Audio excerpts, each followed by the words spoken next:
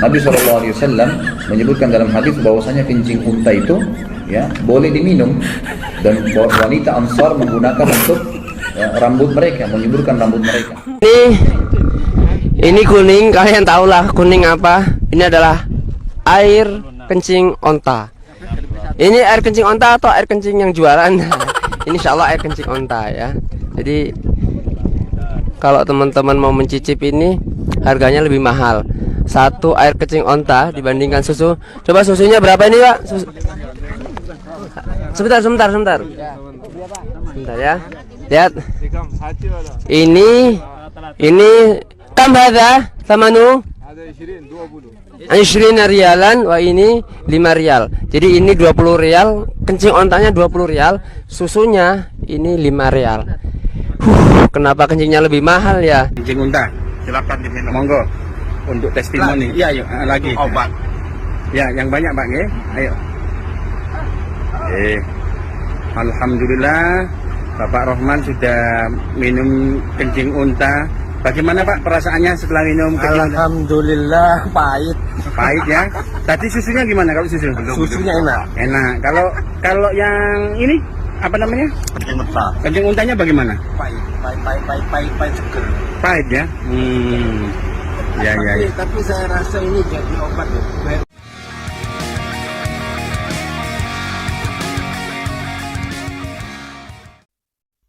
Selamat malam dan jumpa lagi dengan Pak Gid di channel 0 per 0.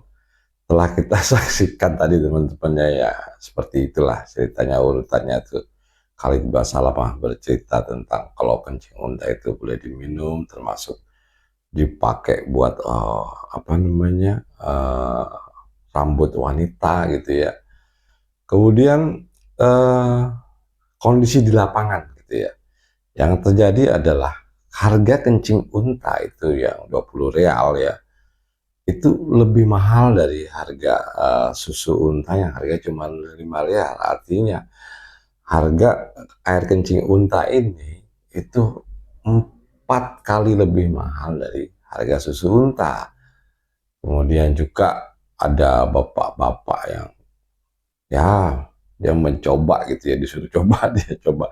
Kalau pagi suruh coba sih nggak mau gitu ya, suruh minum kencing onta gitu, walaupun itu ada di hadis gitu ya.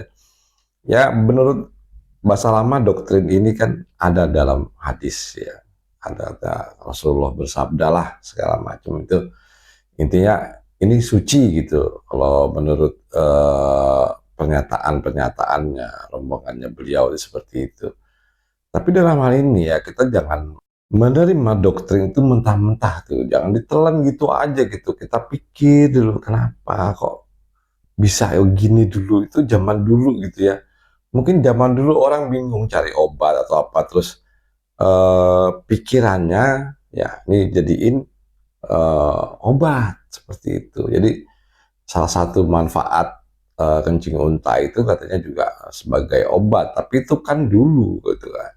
Sekarang kan teknologi farmasi, teknologi obat-obatan itu lebih maju, harusnya sudah ditinggalkan lah yang seperti ini, nggak usah diterusin lagi gitu, malah dijual ada yang menyobain lagi gitu. Karena doktrin-doktrin itu sifatnya itu mengikat gitu, mengekang. Dia bilang ini ada hadisnya gitu ya, ada ayatnya, ada dalilnya.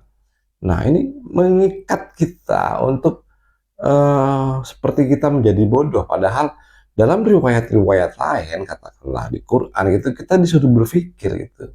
Nah di sini kita mengutamakan yang mana gitu. Kalau Pak Gid lebih mengutamakan tentang pikiran kita yang real-real aja lah gitu.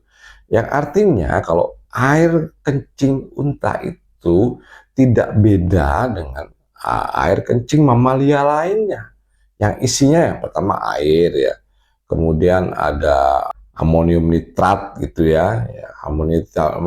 Amonium nitrat itu ya seperti pupuk urea itu ya. Nah itu amonium nitrat gitu. Nah, amonium nitrat ini kalau dicampur dengan minyak atau bahan bakar ya, itu jadi bahan peledak teman-teman. Artinya amonium nitrat first fuel oil gitu. Jadi nama bahan peledaknya itu adalah ANFO, yaitu bahan peledak, salah satu bahan peledak komersial.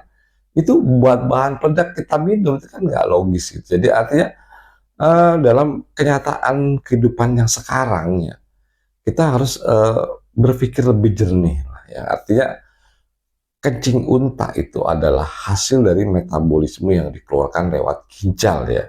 Entah itu unta, gajah, atau kijang, atau termasuk manusia, prosesnya mirip seperti itu gitu.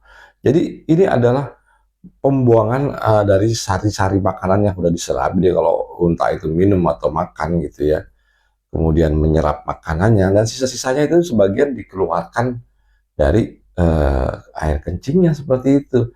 Tapi ya karena berhubung ini dihubungkan dengan sebuah doktrin gitu, yang menjadikan ya salah satunya itu kita menjadi bodoh.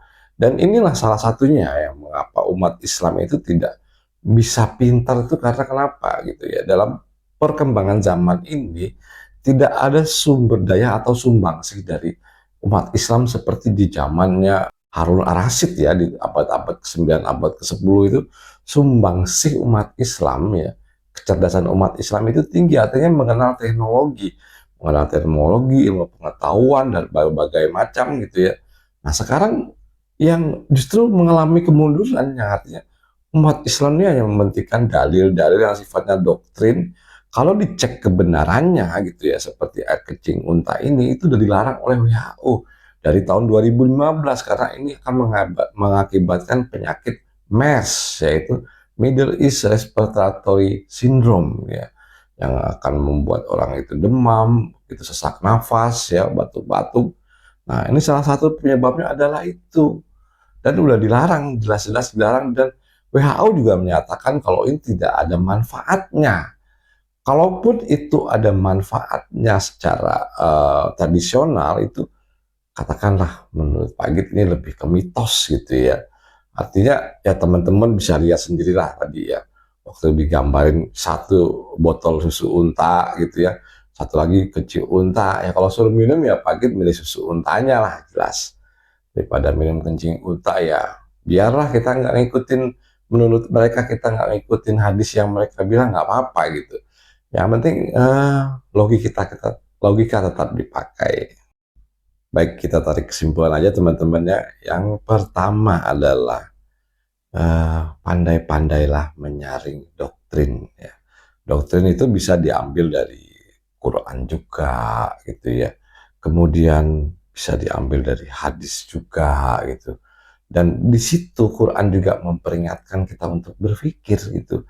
Jadi kita telah dianugerahi pikiran, akal ini untuk memikirkan sesuatu itu bertindak gitu ya.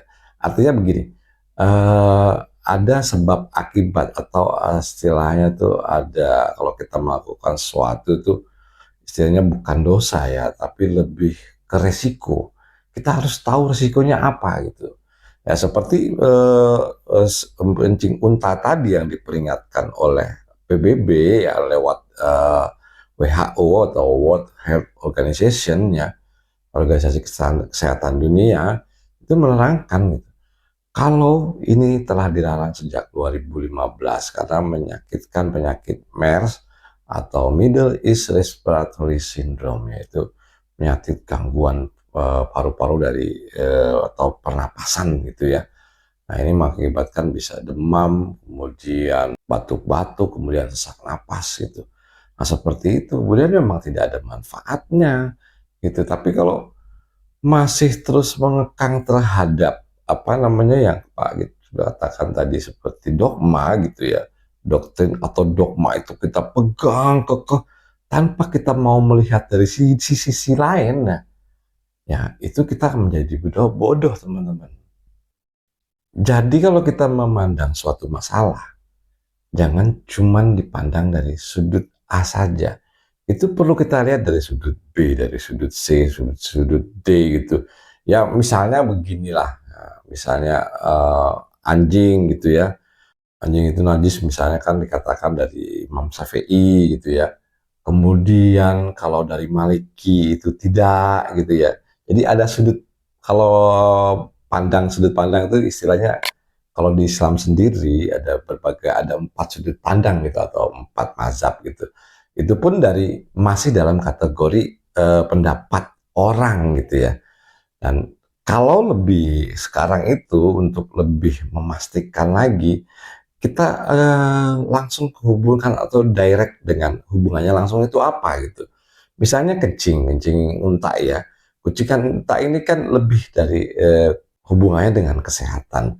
Tentu kita berkonsultasi dengan dokter gitu ya, atau ahli gizi gitu, ataupun dokter hewan ya. Jadi dokter hewan itu kan lebih mengetahui apa isi dari air kencing unta gitu, atau mamalia-mamalia lainnya gitu. Nah, itu perlu kita gali dari sisi-sisi tersebut. Jangan cuman patokan satu gitu teman-teman. Jadi patok tadi dalil ikutin, patok dalil ikutin. Makanya kita nggak akan maju-maju kalau mempermasalahkan itu. Dan menurut Pak Git kita harus tetap beragama dengan logika. Menurut Pak Git ini cukup sekian dan terima kasih.